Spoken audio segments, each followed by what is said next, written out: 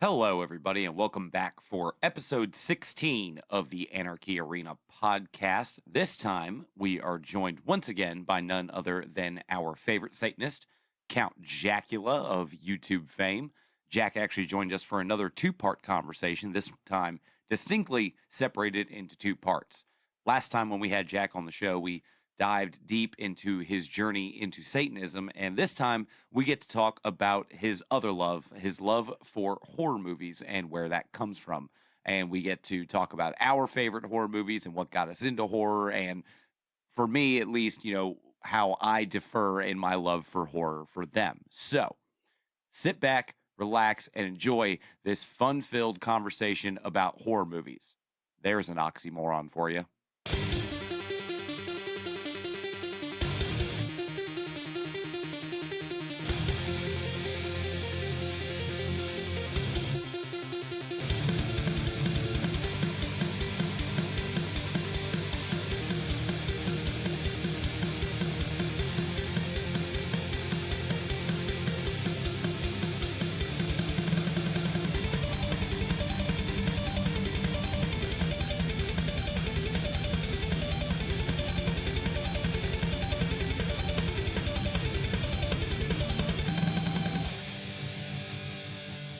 Hey, welcome back to the Anarchy Arena podcast. Tonight is kind of a special night. We get to talk to Count Jackula again. How the hell are you, Jack? Oh, I'm doing okay. Doing pretty well. Still doing Satan's bidding and all that jazz. Well, Well, thanks Satan for that. We need someone out there. All right. Oh yeah. In these troubled times, this world's got nowhere to go but hell. Like that needs to be a T-shirt. There's one for your Teespring account or whatever you use. Yeah. I think I actually do use a Teespring account. Ooh, nice. It's been a while. I should make a new shirt. I'm just really bad at making shirt designs because for me it has to be a shirt that I would want to wear. Otherwise, why am I selling it? That's fair. Let me. We know we can some get people. you in contact with somebody. Yeah, we got friends in okay. high places. Yeah, I actually have a graphic. Cool. I have a graphic designer that worked on our shit, and so Ah, maybe we can get her. All right. Maybe we can get her interested. The same person who did the episode art for the first two times Jack was on the show. If you haven't listened, episodes 7 and 8. Yep. So, definitely we could. I could definitely hit her up. I'll send you her contact information after the show, Jack. That'd be great. Yeah. She's does really good. Really good work, and she's a fucking sweetheart. Yeah. She's Canadian. So Goddamn Canada. I know, right? That's so nice. It's funny because like so many horror movies are actually filmed in Canada. I know, right? I was noticing that. So John introduced me to Shudder not long ago, and I was noticing if you look in the credits, a lot of them say filmed in Canada, filmed in Canada. Every once in a while you get the filmed in Georgia, and you're like, we're sorry about that. You know the reason why that filmed is, in right? Canada. You know what? We know why everything's being filmed in Georgia, right? Because it's cheaper than filming in Hollywood. Because they don't get taxed as much as they do in Hollywood. That's why it's cheaper than filming in Hollywood. Yeah. There are also fewer concessions that you have to make to like the Teamsters Union and things like that. Right. Because Georgia's very anti-union, in more ways than one. Yeah. And it's one of the reasons why people like filming in Toronto, because people don't worry about union benefits in Toronto outside of what your take-home pay is, because they got that socialized medicine. Yeah, it's almost like if the government actually takes care of its people, we don't have to fight for everything. Weird. Well, yeah. It's one of those things where people are like, "Oh, but we hate the unions. They do this, they do that." And I'm like, "Well, if you give it to people, then they don't have a reason to do that." Exactly. Does everything have to be so cutthroat? I'd kind of rather it wasn't. Ain't that the fucking truth? Yeah. And that concludes the politics part of this episode. That does not need to be what this episode will be about. Otherwise, we will hit Jack's time limit, and we will most definitely go 3 hours. Yes, because we could be here all fucking night talking about that. I have a strange feeling that all three of us are on the same page as far as that's concerned. Yes. Well, it's not, well, if there haven't been arguments among us yet on these subjects, then chances are yes. You know? But I did introduce Chris to one of my favorite horror films that I've seen recently, which is Wolf Cop. Wolf Cop. Oh my God. So, okay. So John and his family have a history, specifically John and his cousin Scott have a history of what I like to call gems. Especially his cousin. John's not as bad about this. We'll go, oh man, you have to see this movie. It's fucking great. Oh man, you have to see this movie. It's fucking great. And like 2 times out of 10, it's actually good. John's hit ratio is a little bit better. Yeah, Wolf Cop was definitely a hit because I'm going into it going, okay, just the title alone, this is going to be fucking stupid. Yes. And then And then I couldn't look away. This is either going to be amazing, or in 5 minutes we're going to turn this off. I'm going to catch hell for this comment, and I know it, and I'm apologizing now. It's either going to be Mars Attacks bad. Oh, I will good. fight you right now. I will physically fight you. Mars Attacks is great. You damn Trekkie bastard. Traitor. You know? I can't do it. I respect it for what it was trying to do and for what it is. It's like me, and I'm going to catch hell for this one too. And John already knows what I'm about to say. It's like me and Rocky Horror. I respect it. I just don't like it. Oh, yeah. Oh, man. Hey, look, if we could have killed Rocky Horror with country music, just like the end of Mars Attacks, that would have been good too. That was the best part about Mars Attacks. I'm fighting back the urges to physically harm you right now. And you have been doing so for the 12 years you've known me. I know, and I want to change that. And the only reason why you're like that is because your dad didn't like it, so therefore you don't like it. It really has nothing to do with that. They tried to sit me down and get me to watch it, specifically my mom, because she loves Rocky Horror. Go figure. And I would say they're watching it like, wait, I'm gonna actually say this. No, I don't go figure. Really? How does that figure? How does someone's mom liking Rocky Horror figure? Knowing my mom, that's not what you would expect is for her to be all in on Rocky Horror, but she was all in on Rocky Horror. Yeah, of course she is. It's a fun fucking movie for everybody. Kids, adults, older adults, perverts, conservatives. It's for everybody. Yeah. Yeah. Yeah. I guess I'm not everybody. Except for you, apparently. I'm just not everybody. Sorry, everybody. That's like Fred Rogers calling you an asshole. We don't think Fred Rogers is an asshole. What's wrong with you? Yeah. Okay, I wouldn't put it up there with that, because if Mr. Rogers calls you an asshole, you should probably just go ahead and commit seppuku at that point. Ritual suicide and let it be done with. Yeah. You have nothing left to live for anymore. Yeah, pretty much. But speaking of Wolf Cop and seppuku and generous amounts of blood and gore, horror and all the things that entail with it, and actually going back to Wolf Cop, yeah, I was pleasantly surprised. I enjoyed it. Yes, it was campy, and yes, it had its humorous parts, but it was wonderful. I really want to watch Wolf Cop 2. I can't believe I just said that. Wolf Cop? Yeah, and there is one. Yeah, I know. You know, like, how to put it, it's all right there. You know, it's all right there kind of on the surface, which is what makes it so glorious, which is a man turns into a werewolf who is powered by liquor. I mean, you know, so the drunker he is, the more powerful of a werewolf he becomes. Can I get that superpower, by the way? Like, that sounds like a great superpower. Amazing superpower. Unfortunately, you have to become an alcoholic for that, so. Yeah, like, he must maintain his alcoholism, otherwise justice has no chance. That would have been an amazing tagline for that movie. Oh my, if there's a Wolf Cop 3, I want them to use that tagline. Okay. Oh, man. Okay, you may have not heard Jack talk about this, but we've had back and forth with this of horrible movie trailers and titles. For instance, one of my favorites of Jack's is Cop. Cop. Oh, yeah. That's actually Horror Guru's idea. Is that Horror Guru's? Cop. Okay. That was Horror Guru's idea. Cop. Half cop, all cop.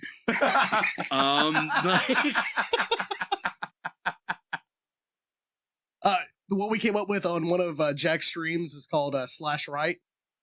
Oh, yeah. So Slash Right. So basically, girls on Tinder sees like a guy in like a hockey mask and like a really blurry photo, and she's like, whatever. Swipes right. They match. he goes to meet her And kills her. and then that's the whole setup for the movie. We came up with some fantasy casting. Joe Bob Briggs is the Uber driver. Yes, please. Yeah. The hell you wearing that mask for, son? You look weird as hell. Hell, yeah. Talk about some deep cuts, because everyone else watched that and would be like, who the fuck is this old guy? And horror fans would be like, that guy. No. Fuck yes. No, this is target audience shit. Okay. Yes. You know? This is like a Shudder exclusive film is what we're saying here. Oh, yeah. Oh, dude. Oh, dude, that'd be amazing. Shudder, if you're listening. You know? Yeah, really, Shudder, hey, if you're listening. give us some cash and we'll make you a 10-minute short called Slash Right with Joe Bob Briggs in it. You know, that's all I'm saying. We're totally not using it as an excuse to meet Joe Bob Briggs. Totally not what's happening. Oh, that would be, well, that if you just want an excuse to meet Joe Bob Briggs, you just have to go to like an appearance. Yeah. Yeah, we looked up the schedule for that recently, actually, and unfortunately, he comes nowhere near us. Well, he did, but the problem is he came like 2 months ago. Yeah, we missed it by like 2 months. Like, God damn it. Oh, Yeah. That's too bad. That's too bad. No. Like, he's a really nice guy. He's really fun. I'm like this close from converting Chris into the part of the Mutant fam. Oh man, I'm telling you, man, it's so fun man. being part of the Joe Bob Briggs and that little part of a group of horror fans. That's when you find the good, deep cut horror films.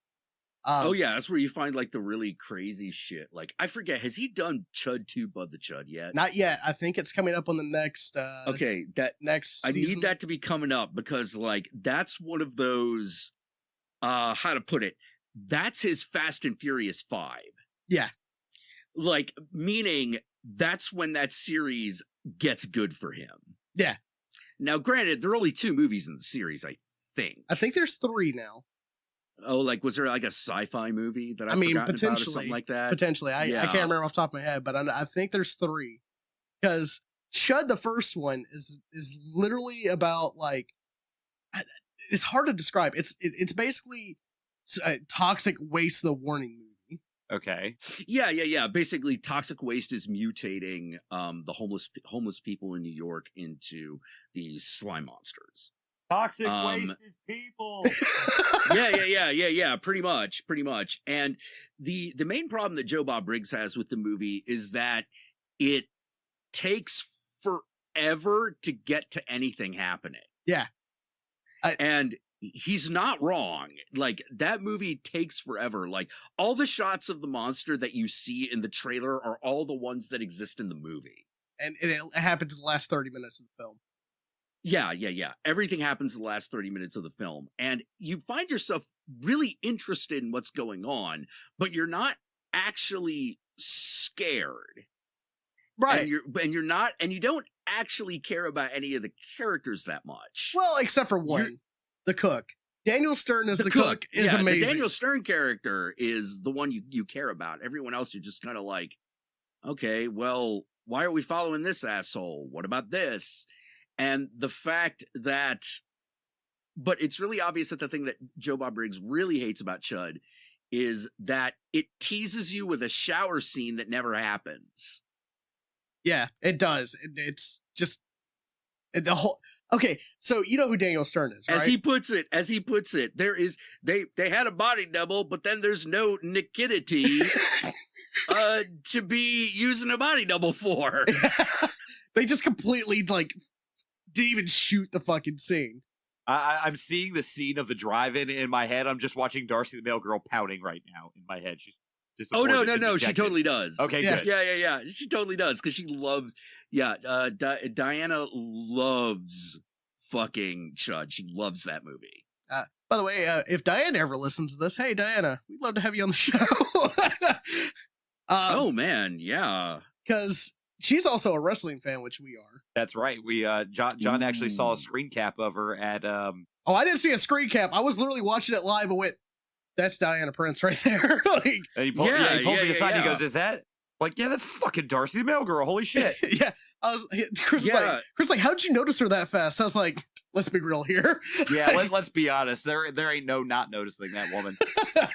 she does kind of stand out in a crowd. You know, it's real easy to meet her though. Like, as long as you're at like a horror show that she's at. Yeah. You know, I actually got to know her through like Twitter. It was weird.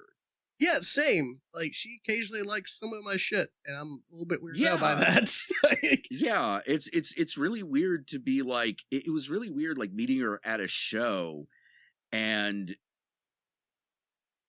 it's one of the things about the horror fandom that is so great, which is that there is a level of openness, both the fans and their I don't even know, and the horror icons. It's just a way cozier than any other fan relationship.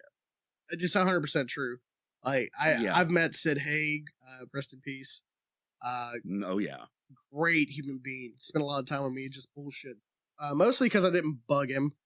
I just kind of went up to him and was like, dude, I love all your projects. I started naming shit that wasn't Rob Zombie films. And he was like, damn, boy, you actually know your shit. Yeah, like little Big Top and Yeah, stuff like that. Little Big Top was the one I was Yeah. talking about. I was like, yeah, like when I saw you in fucking House of Thousand Corpses, I was like, holy shit, this guy from Little Big Top. And he was like, what the fuck? He's like, that's not You're how too that young happens. for this.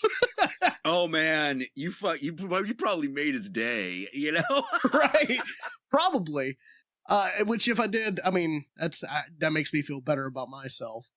Oh man. But yeah, that's the beauty of the horror fandom is it's not like it's not like being a fan of the Marvel films. You're never gonna meet RDJ or Mark Ruffalo in as Yeah, much of a yeah, way as you would yeah. meet Elvira Right. or Exactly. Joe Bob Briggs. Like, you might get a picture with those other two, but with Elvira and Joe Bob, they'll be like, hell yeah, shit, let's do a thing, shoot a video.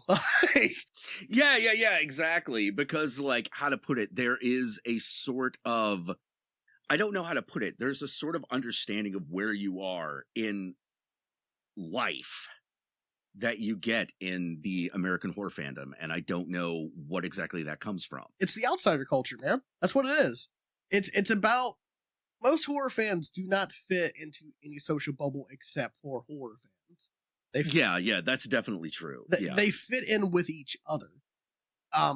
Because with horror fans, like, you know how like with certain things, Chris, there's gatekeeping. Yes, being a sci-fi fan, I definitely have seen it and have been trying to tell people in the to horror stop that. fandom. Yeah, in the horror fandom, the media is the gatekeeping. Right. Like nobody, anyone who tries to gatekeep horror, like ultimately fails badly because the media is already the barrier of entry. You know, like you have being able to enjoy a movie where a dude in a hockey mask just kills people. That is a very specific taste. You know, like that's something you have to be very comfortable with certain dark aspects of humanity to the point where when you just see it, you just call it out. Yeah, it's like and no one questions it. Yeah, you know, it's like our mutual love of Die You Zombie Bastards Die. I was gonna bring that up. You know, he has surprised me, Jack, last time when he actually knew that fucking movie because I didn't think anyone else knew that movie. So I've got another deep cut one for you. I have there's one I watched in high school and I gotta know if you know this one. Make sure I try and remember to get the title right. I believe it was called Andre the Butcher, starring none other than Ron Jeremy. And his signature weapon, ladies and gentlemen, was a staple gun. Does this one ring any bells, Jack? Holy shit. I've never seen it, but I know about it. I've never found a copy of it. It is very much on par with Die You Zombie Bastards, a little bit better produced. It had a little bit more money. No behind shit. It. It's got Ron Jeremy in it. But story element wise, it's about on par. Poor high school / college kids broke down on the side of the road. Oh no, here's a cabin where you can wait out in. Hey, it's abandoned. Let's all fuck. Oh no, why is this guy here to kill us with a staple gun? End movie.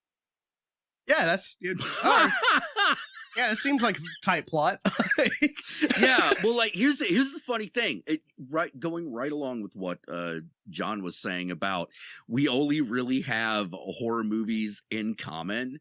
Ron Jeremy is also one of those guys. He shows up at horror conventions all the fucking time. this is a thing that he loves. He loves being in horror movies. He enjoys being Ron Jeremy, the porn icon. But he goes the extra mile for, the horror film community.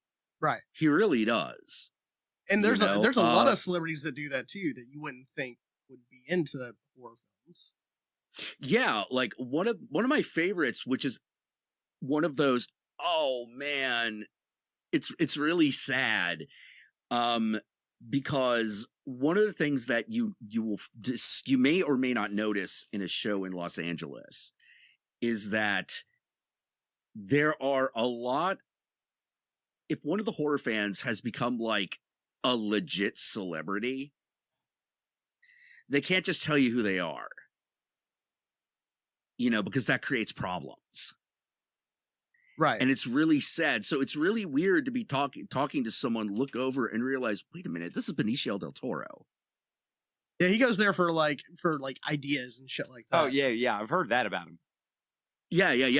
He usually, here's the funny thing, like every time I have seen him, it's also been in the company Guillermo del Toro.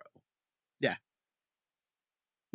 And I'm not exactly 100% sure what the relationship is there, but like I always found that to be kind of endearing. Another one who is a celebrity, but people don't recognize when they see him. So he doesn't have to like wear the sunglasses or the fake beard or anything like that. It was really weird seeing Benicio del Toro in like the shittiest fucking, don't look at me, I wish to be alone, kind of like crappy fucking disguise job. Because two things. One, it works. Like, it really does. Like, you don't think, oh my God, that is a shitty disguise. You look at, oh God, I don't want to look at this person. They look like they're probably a bum. Yeah, they just walked in. Yeah, exactly. They just walked in off the street. Who the fuck is this crazy person? You realize, wait a minute, that's Benicio del Toro. Like, okay. And when you recognize this, there's this kind of like weird kind of unspoken, like, shh, tell no one, like that kind of happens. I've had that happen a couple of times. Yeah. And you're just like, your job at that point is to just be cool. Right. It's like, yeah. You spotted me. Now just be cool about it. Give me a quick wave. Let me go the fuck on. Yeah. I'm just trying to buy the fucking Killer Clowns from Outer Space Collector's Edition. Like it's like that kind of stuff. And it's also really interesting when you run into the people that you do run into that you're like, wait a minute, what? Like Pee Wee Herman. Mm-hmm. Pee Wee Herman's big into horror. Yeah. Paul Rubens, really? Yeah. Paul Rubens, really, for real. Yeah. Why do you think Pee Wee Herman's Playhouse was so fucking weird? I mean, yeah, I always thought it was really fucked up in why a do way. You think the floor talks? We let children watch that. Why do you think the floor talks? That's it. That's his because homage to Evil Dead. Lots of LDS. That's why. No. LDS. No. Well, he may have been, but like, you mean LSD? I do. I did it on purpose. Okay. Oh, you're doing that Star Trek: The Voyage Home thing. Yeah. I see what you did. I see what you did there. Fucking Trekkies. You did a little too much LDS. All right. I see. Fucking Trekkies. But fuck you. But yeah. Paul Rubens, absolutely. Slash from Guns N' Roses. Slash I knew Slash. Yeah. God, who else? It just. You're forgetting a big one, Jack. Really. What was that? You're forgetting a big one, Jack. Who? You motherfuckers want some fried chicken? Colonel fucking Sanders. Oh, Colonel fucking Sanders. Yeah. Well, I mean, like, he's dead now. Well, he's dead, but like when he was alive, he would fund trauma flicks, would appear in them as Colonel Sanders selling KFC. Yeah. Damn. Yeah, he did that shit quite a few times. Yeah, he shows up in the weirdest films. Like, he really loved exploitation cinema, it turns out. The old Colonel Sanders, like the actual Colonel Sanders. Yeah. You know, Chris's mind is blown right a little now. bit. Oh actually. yeah. I'm picturing in my head, now I'm seeing Colonel Sanders just like hacking away at motherfuckers with like a broken off piece of chicken bone. Dude, like, well, one of the saddest days for the horror community, and it's really hard to explain, was when the actress who played the original Pamela Voorhees passed. I can't remember her name off the top of my head either, but I know what you're talking about. Yeah. Blah, blah, blah, blah, blah, blah, blah, blah, blah. Yeah, I'm sorry, I'm looking up her. Pamela Voorhees, the actress was. No, come on. Yeah, I know. Betsy Palmer. Yeah, okay. Betsy Palmer. Yeah. Yeah, yep. When Betsy Palmer passed, everyone was so upset because, like, I don't know how to put it, like, Grandma Horror had died. Yeah. You know, she's Jason's mama. So in a way, she's everybody's mama. Yeah. Yeah, exactly. And everyone felt that way about her, you know? So when she was gone, everyone was really like, everyone got really choked up because, you know, everyone's sad when Grandma goes. Unless Grandma was a bitch, but, you know. Yeah, well, you know, can't play all your cards, right? You know? Yeah. Was she the first female slasher? She has to be. Maybe the first high-profile female slasher. She's definitely one of the few. It depends on what you qualify as a slasher. True. Because, I mean, we could also, in a way, count Patrick Bateman. I'm not Patrick Bateman.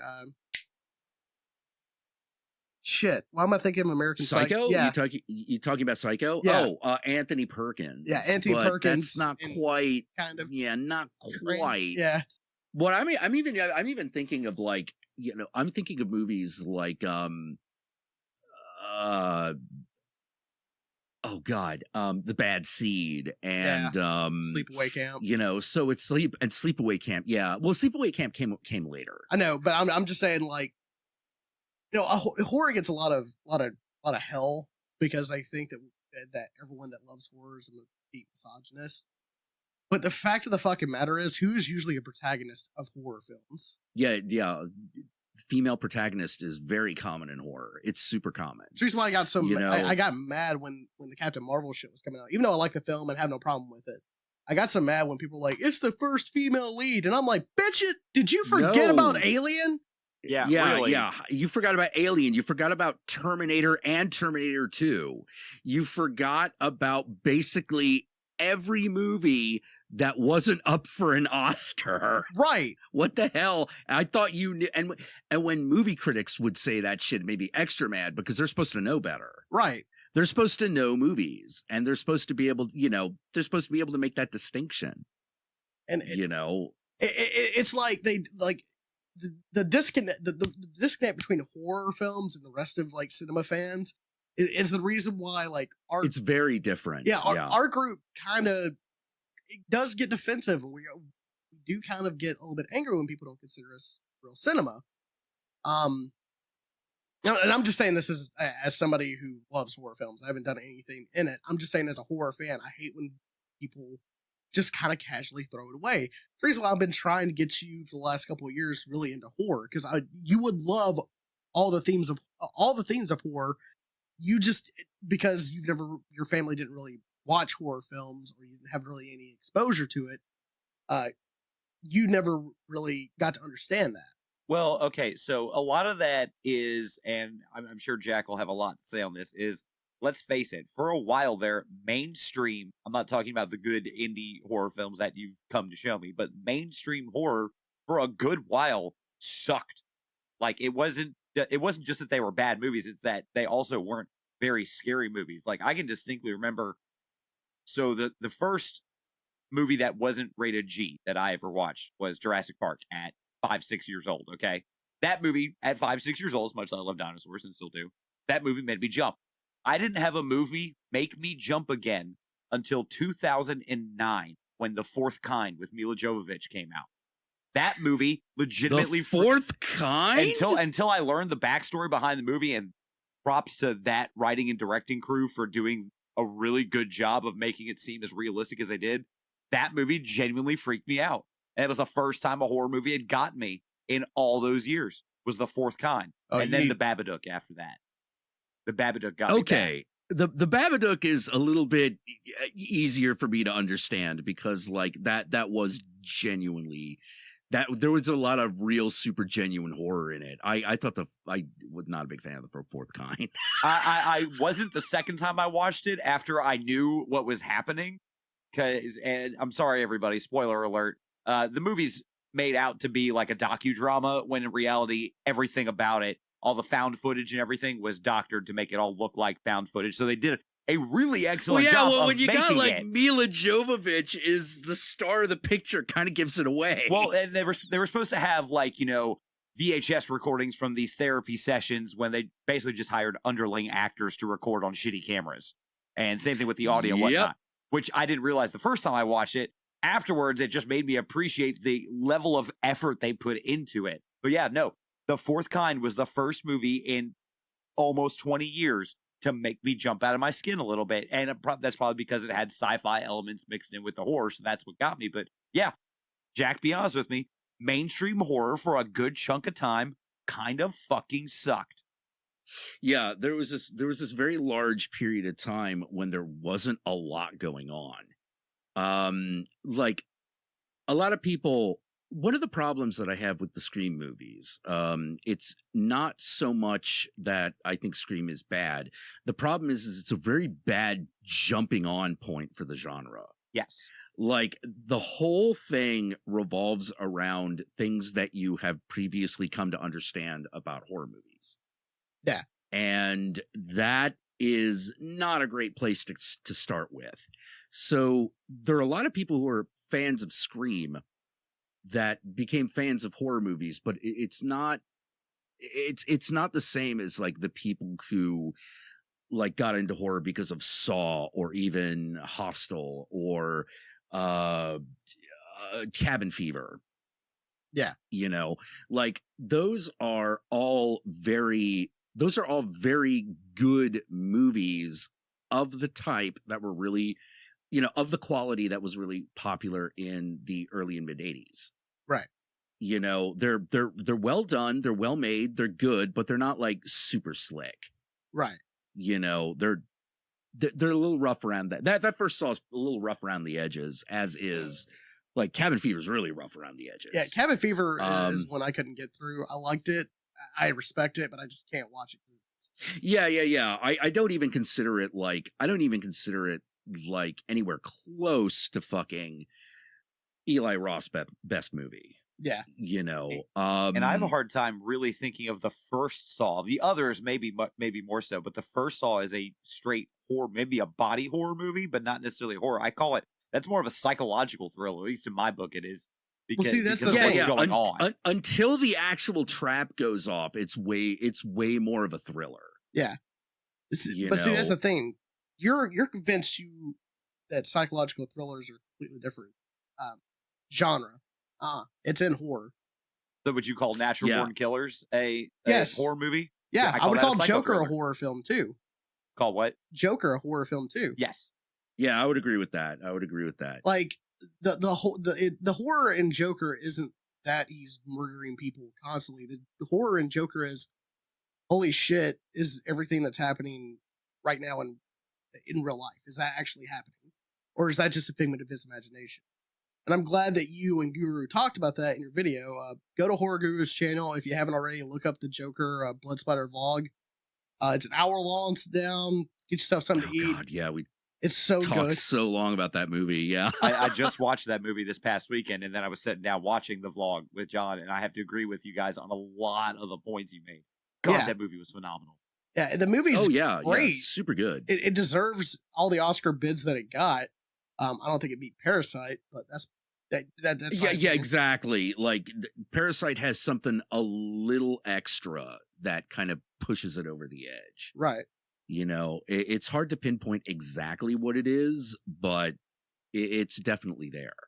But when people were like complaining that Joker was like getting awards, I was like, no, it deserves to be up for every award it was nominated for. If it had been called anything other than Joker, no one would have said a word. But because it had connotations of being a quote unquote comic book movie, people didn't want to give it awards. And now that movie's gone through its award process and everything, I would like to say something specifically to Mr. Joaquin Phoenix. Eat a fucking sandwich now that movie is done. Jesus Christ. Eat a sandwich. Eat a steak. I don't care. Know. Eat something. Good God. Eat a steak sandwich. Eat a steak sandwich. I don't care. Please eat something, Mr. Phoenix. Yeah. Because like that was fucking Almost that transformation gruesome. he went through reminded me of the transition that Christian Bale went through for The Machinist. Yes.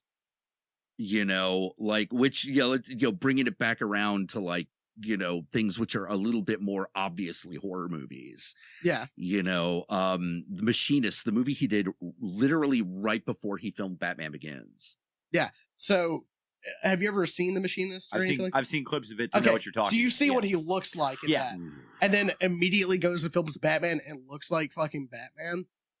That I don't know how that guy doesn't have fucking like. I know Tom Hanks got diabetes from doing that shit. I don't know how Christian Bale doesn't have it. Yeah.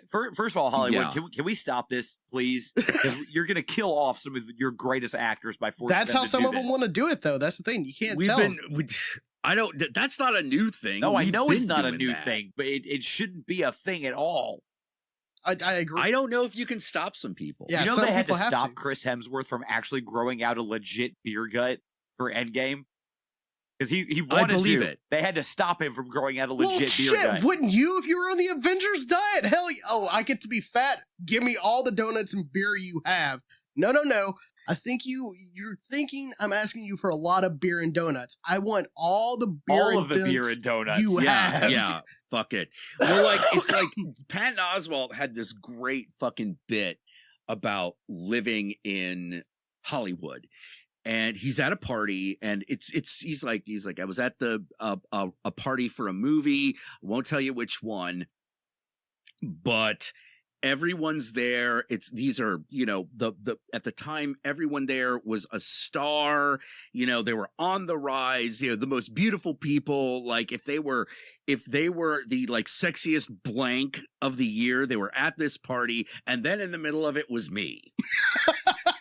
And I don't know what to do, but I am at this amazing party, and there is this fantastic spread, and all of these beautiful people not eating. Sounds about right. And suddenly, a dude comes up, and I barely recognize him at first, but it strikes me, wait, this is Brian Dennehy. And he just rolls in like he owns the joint. Just fuck it. Just fuck it, and he's like grabbing a sandwich. He's loading his plate up, and like everyone's looking at him like, oh my God, you're gonna actually eat something. You're gonna end your career with that sandwich. Yeah. And he fucking like walks over, he looks at Patton Oswalt and he goes, character actors, who gives a fuck how much we weigh, and just eats a sandwich. And I'm like, I fucking love it. Oh Because my that's God. the fucking truth. Oh, I get to be the Oh, yeah. chubby best friend. Fantastic. What's my diet regimen? Just keep doing what I'm doing. Awesome. Good. you got it, thumbs up, easy. Yeah. Yeah. But to bring it back around to horror, a horror, if you become a horror icon, that community just kind of embraces you. Yeah. Like you have to work at being unlikable. Yeah. Now, granted, some of them have done really good job at working at being some people unlikable. have done a really good job of that. I'm trying to think of one off the top of my head, without being too bashy. Let me put it this way. Most of the people who have been kind of thrown out of the horror community, are people that people don't want to talk about for a reason. Yeah. Okay. I was trying to think of one that was memorable to me, but I can't think of one because They've it's been kind of like excommunicated for a reason. Yeah, they're excommunicado. Oh Goodbye. yeah. Well, like how to put it? Once you are removed from the horror fandom, you are just gone. Yeah. There's none of this. Like let me put it this way: if you go to a horror show, something you're never going to see, especially in Los Angeles, is advertisement and materials for the Jeepers Creepers films. Oh yeah, that's the one I was thinking of. The guy who did the Jeepers Creepers films. Yeah, because he is a convicted pedophile. Yep. Bet you didn't know that one, Chris, did you? There was a reason I wasn't a fan of those. Yeah. Although, I gotta say, his most horrifying movie is Powder. Oh, God. I don't know anything about that one. Oh my God. Okay. So, Powder is about an albino kid who has magic powers, right? Okay. He's a special boy. And a lot of the film is all about older male characters telling this boy how much he's special while touching him. Oh. yeah, it's one of those art imitating real life or real life imitating art.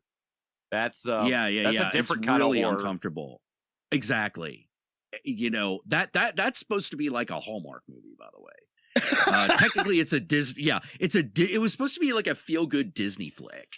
Well, no. Yeah. But you add that context to it, and all of a sudden you're like, I can't. No, you're turning this It off. cannot be Disney. It is most certainly not feel good. It is feel very bad. Yeah. No, bad touch. Oh my God. Uncle And so, he did Puzzle Basement. Yeah, Uncle Touchy's naked puzzle basement. You won't wear a shirt and you'll cry. You know, That's two and Penn that was one- Oswald references. yeah, two Penn. But yeah, like a lot of shows won't allow Jeepers Creepers stuff around. You know, because there's just been kind of this agreement. Well, Persona non grata. well, and it's like, because a lot of people that are into horror also were abused. I mean, there's a lot of people out there that have been abused, but like horror fans, we're not social justice warriors. You get it. Yeah, we're not social justice warriors. We're social justice defenders. Like, Yeah. You get it. Like, if you're a fan of horror movies, the chances are is that you get it because you've spent a lot of time sympathizing with monsters. right. Because you wish you could have been a monster at some point. Yeah, because you wish you had that power to be able to fight back. Yeah. Like, it's one of those really weird things where, you know, it's like, oh, why do people sympathize with the monster? It's like, well, because the monster's always got the short end of the stick. Yeah. You know, like, you don't, like, no matter what they do, one major part of every horror movie, at least since the, like, 70s, has been, you know, humanity is the real monster. You know, isn't society the real monster? Yeah. You know, because when you, for example, Friday the 13th, you examine that. What's that about? That's about a woman who is fucking taking revenge on society for the fact that it didn't care whether her son lived or died. Yeah, it's a bully revenge film if you think about it. Yeah. Actually, now that you think about it, yeah. It's kind of like a House of a Thousand Corpses. Yes, they are psychopaths, cannibals, and serial killers that live on the Firefly house. Also, dad ass. Also dead ass. Thank you. Yeah, also dead ass. But the Firefly family loves each other. Right. It's a family. It's a family. Yeah, that's what makes it so interesting. Otis is the asshole know? brother / uncle, you know. Well, yeah, exactly. What made Devil's Rejects such a great film? It wasn't that it was just blood and guts all the way. It's actually not. It's actually got less blood and guts than House of a Thousand Corpses. True. Oh yeah, definitely. It's the violence is a lot more stark and brutal in Devil's Rejects. It's about the family dynamic. Yeah. One of my favorite fucking scenes is when they're driving and baby's like, I want to stop for ice cream. There's Tutti fucking fruity. There's no fucking Tutti Frutti in your goddamn future. 5 seconds later, they're eating Tutti Frutti. Yeah. Wait. Well, actually, my favorite scene in Devil's Rejects is actually the chicken fucker scene. Now, because I ain't saying you a chicken fucker, but that boy over there looks sexually repressed. You call me a chicken fucker, boss? Yeah. Now, yo ain't planning on fucking these chickens, right? What did you say to me? Do I look like I fuck chickens? Well, no, but like that one over there look a little sexually frustrated. You know, because if you got no one to do on a Saturday night and you need some pussy, you can cut off that chicken's head, stick your dick in it, and it'd go, ah! So you go telling to me? Are you telling me I'm going to cut a chicken's head off, put my dick in it, and I'll go, ah? Oh man, that makes me wanna go back and watch that again. In that movie is so good. Yeah. And this is a horror film, Chris. This is a movie about murdering people. I know. It's been a while since I've seen that one. Actually, now I want to go back and watch it again. Shit. I mean, yeah. Also, if you ever wanted to see like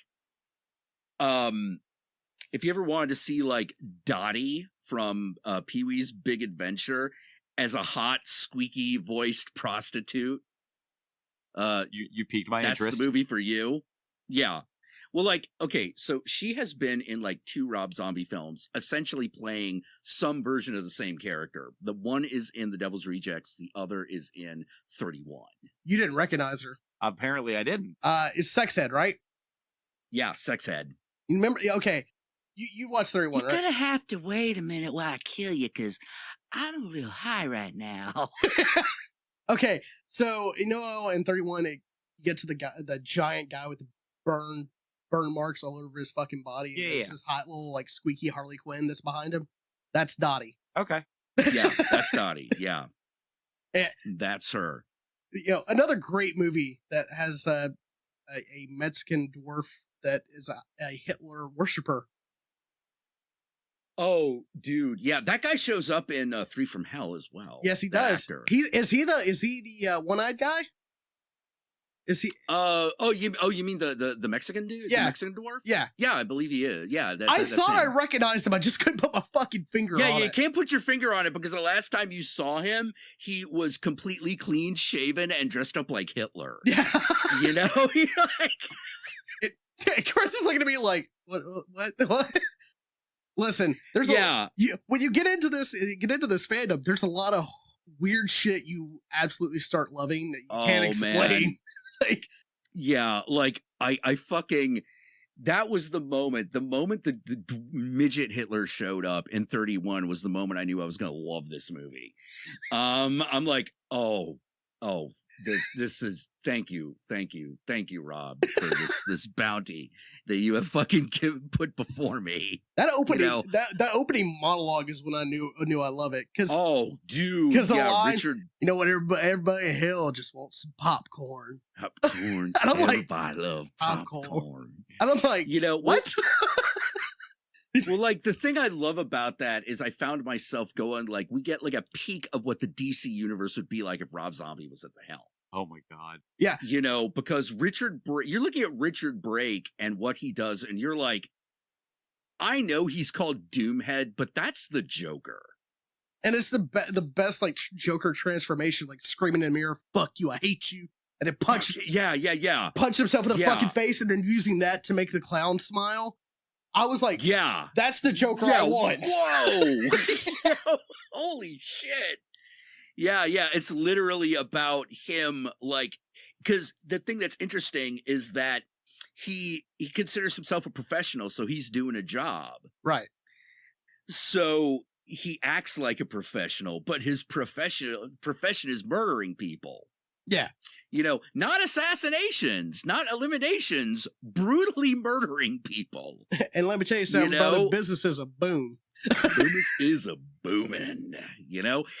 And yeah, so he opens up that movie and it's just him staring like directly into the camera, just a little too fucking close given his monologue, you know? And then of course, like the camera moves and he's torturing a dude. A priest to be exact, but yeah, priest to be precise. You know, oh man, I fucking love that movie. It's so good. And I just love how he just stops. Once the game's over with, nope, I'm not getting paid for this, it's over. Until the end. Yeah, until the end. Like spoilers. He plays by the rules of the game. You know, it's really interesting because one of the consistent things about the Rob Zombie movies that are the really super good ones is the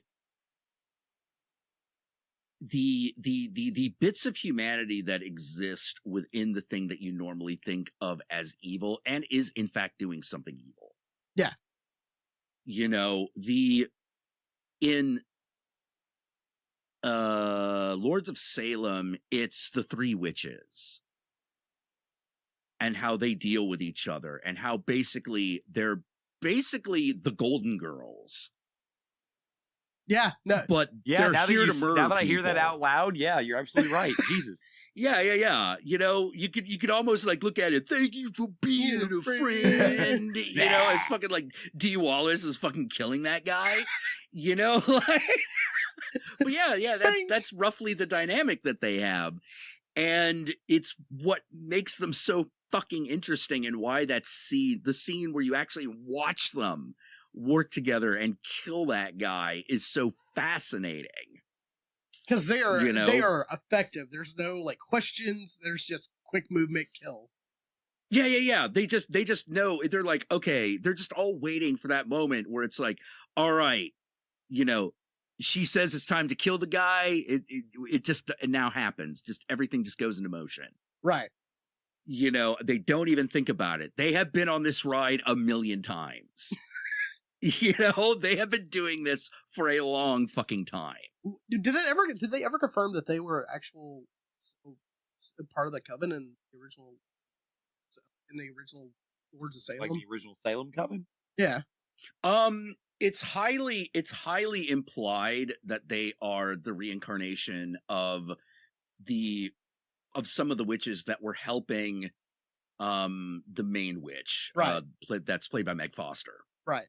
But there's never any actual like outside confirmation. Okay, because you know that movie is one of those movies like you have to watch at least twice, maybe even 3 times to fully get everything that happens in that film. Yeah, it's I don't know how to say it. I refer to it as Rob Zombie's kind of Holy Mountain movie, because like Holy Mountain, the whole point of the movie kind of fucking happens at the end, where Rob Zombie, instead of going like, look at the child that I have birthed, you know, look upon its beauty, he's sort of like, yeah, here's the Antichrist. We just shat it out. There you go. Yeah, I don't know why it looks like a mandrake. I don't know why priests are jerking off. It just happens when there's an Antichrist born. It just happens. Roll credits. And roll credits. Done. All right. Get this stuff up here. Oh shit. We got that shot of like, you know, 50 like topless middle-aged like women, right? Okay, great. Get that 3 more times, we're done. Mr. Zombie, yeah. You know you only got 3 shots of Sherry Moon's ass in as opposed to 4. Back to set, everybody. Back to set, everybody. Wait a minute. Here's the funny thing. Like, one of the things that I thought was really funny about 3 from Hell is it's the one Rob Zombie movie that doesn't have that. I know, it's weird. I kept waiting for like some ass and shot. I was really glad that Andy from Maniacal Cinephile / Boots to Reboots fucking mentioned that in his review of that movie, where he's sort of like, wait, there's no Sherry Moon ass shot. Is Rob okay? Right? So like he's not gratuitously showing off his wife. Is everything all right here? Like, is everything all right? Someone got cancer. That was a deliberate on? decision, right? You know, did something bad happen that we don't know about? You know, but yeah, exactly. And it's interesting. There is an interesting combination of the suspension of judgment and essentially the social guillotine that exists in the horror fandom. Well, and it's I love 3 from Hell for a lot of reasons, and one of my main reasons is because it's kind of like Scream for like fans of the exploitation horror films, because you get your luchas, you get your luchadors, you get you get your exploitation of physically handicapped people with the one-eyed midget Mexican. You get boobs of all sizes and varieties. And a kick-ass soundtrack. Yeah, well, like that's one of the things I always thought was really fascinating about like a lot of the Rob Zombie films, which is tits are not always perfect in those movies. Right, they're tits. They're tits. They're there. You know, I actually really liked the fact that a lot of people were like, oh man, there's a lot of saggy old lady boobs in fucking Lords of Salem. And I was like, that's actually one of the things I really liked about it. Not all boobs are perfect and perky all the time. It just doesn't work out that way. That's not how physics works. I'm sorry, people. Yeah. Like, because the point is not that these witches are these perfect, glorious specimens. Like, the point is supposed to be that they're women. Yeah, they could be next to you. Yeah, exactly. You know, like the idea, they could be witches, man. Witches. What do we do with witches? Yeah. Anyone could be a witch. You know, like your aunt, your grandmother, your sister, your girlfriend. It doesn't matter. Been there. You know, I mean, you can't really like, yeah. Oh yeah, well, like, I forgot you did date a witch. Well, I mean, haven't we all? You know, like, I mean, literally, like, I know I have. You know, Chris played a little bit with the magical side once. That didn't end too well. Yeah. What happened? She was bad shit. Typified as an Wiccan / like hippie / like elementalist, I guess you could say. Like it was a weird combination of things. We were doing okay until that last slash. Yeah, I know what you're talking about. Like, Jack, did you know that rocks can help you, especially pretty rocks can help you, like heal you and give you positive things. You're talking about crystal waving and that kind of shit. Mm-hmm. Yeah, that's not. Yeah, that. I mean. It works just like anything else. If you believe in it, yes. It's all on the power of belief. So, exactly. Not to disparage people that believe in that. If you believe in it, it works for you, fucking go you. Absolutely. But from my standpoint, that's a pretty rock. Objective truth. No, it's a pretty rock. It's not a fact. not like... No amount of crystal... reality has its own rules that it plays by. Right. And you got to acknowledge it. No amount of crystal waving is going to take off a bullet wound. No, I'm sorry. God, it's just not. No. Don't wave a sapphire over my flesh wound and it's just going to magically cauterize. It's not how this works here, okay? Yeah, I need an actual surgeon, you know, someone with medical experience. But please. Yeah, please. You know. All right. Well, we're going to conclude this one. This episode. We need to do the next one about RPGs because that was also supposed to be half of it. We'll do that. Right. We'll do that soon. But I've been John the Joker. And I have been Chris the Metal Barrett. And our guest tonight has been... Count Jackula, your favorite satanic streamer. And where can they find you if they want to watch anything that you create or... Well, I have a YouTube channel. You can look for me there. But if you want to see what we're doing presently, that would be at Twitch TV. Go to twitch.tv, look for Count Jackula, and when you see the neon goat head of Baphomet, you'll know you're there. There should be a big thing that says the Count Jackula Show. Like somebody should be going, it's doomed up there. Right? You're all doomed. Yeah. Fucking yeah, join us for the stream where we talk about all kinds of like random groovy things. Yeah. You know, like Sarah Palin as a YouTuber. We did that one last night. We discovered Sarah Palin had a brief career as a YouTuber that went really poorly. Color me surprised. Yeah. Well, it's one of those things where like name recognition helps if you don't suck. You know, like, and the Sarah Palin YouTube channel is absolute proof of this because, like, you look at the view count on some of those things, they're like in the lower hundreds. Yeah, we're doing what? Better than Sarah Palin did. That's just disturbing. Yeah, absolutely. And of course, she hasn't like done a video in like 4 years, so. And they're all like, you know, like, let's talk about Israel. Oh. You know, like, oh, God. Oh, yeah. Can she see that from her backyard, too? Dude, I'm sure she sees that from out of the back of her head. Yeah. No shit. You know, like, oh, my God. Well, if you want to talk more about monsters, since we're talking about Sarah Palin, if you want to talk more about monsters, and maybe specifically monsters Jack has created, and maybe Jack has created with a little help from our good friend John the Joker. You have to stay tuned for the next time Jack comes up, which is going to be next week, ladies and gentlemen. We'll see you there. Unite. And there you have it, folks. Episode 16 of the Anarchy Arena podcast, all about horror movies in the bag. We'd like to thank Count Jackula for coming back on the show. We really do love having him here. It's always great to talk to Jack, especially about things that he's passionate about, like horror movies. And, like we teased for next week's episode, tabletop gaming. That's right. Jack and John together are working on a tabletop game, a D&D style thing, for those of you who don't know what that means. And we'll be diving into that and some of our stories about D&D and other various tabletop games on next week's show. So make sure you keep a lookout for next week's episode all about tabletop gaming. Make sure you follow the show at the links in the descriptions below, and we will see you next week for the Anarchy Arena podcast.